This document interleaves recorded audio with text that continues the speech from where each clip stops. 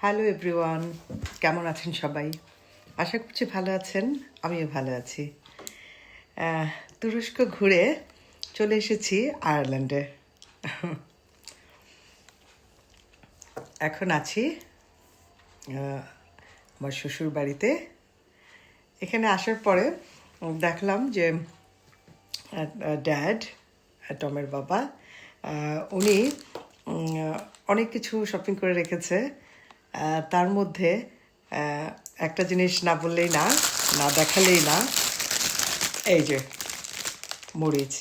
তার মনে আছে লাস্টবার আমি বলেছিলাম যে আমার মরিচ লাগবে, কাঁচা মরিচ। সে কিনে এনে দিয়েছিল, সেগুলো বাংলাদেশি ছোটোগুলো ছিল। বাট এবার বোধহয় সে ভুলে গেছে যে দেখতে কেমন ছিল, জাস্ট মনে আছে যে মরিচ, যে জন্য সে এই যে বিগ বিগ মরিচ এনে রেখেছে। এরপর হয়তো তার মনে হয়েছে এগুলো অনেক বড় মরিচ, এটা না বোধ হয়, লাস্টবার বোধ হয় আর একটু ছোটোগুলো ছিল। যাই হোক, সে তারপর এনেছে এই যে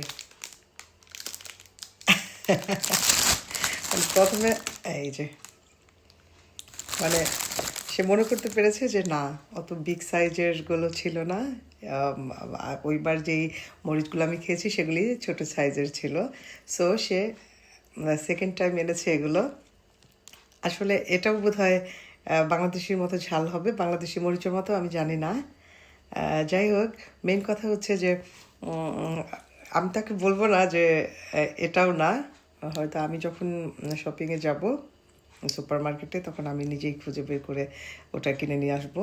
কিন্তু মেন কথা যেটা আমি বলতে চাইলাম সেটা হচ্ছে, সে মনে করে আমার জন্য কাঁচামরিচ এনেছে, এবং পরে মনে হয়েছে ওটা হয়তো রং, তখন আবার এটা এনেছে।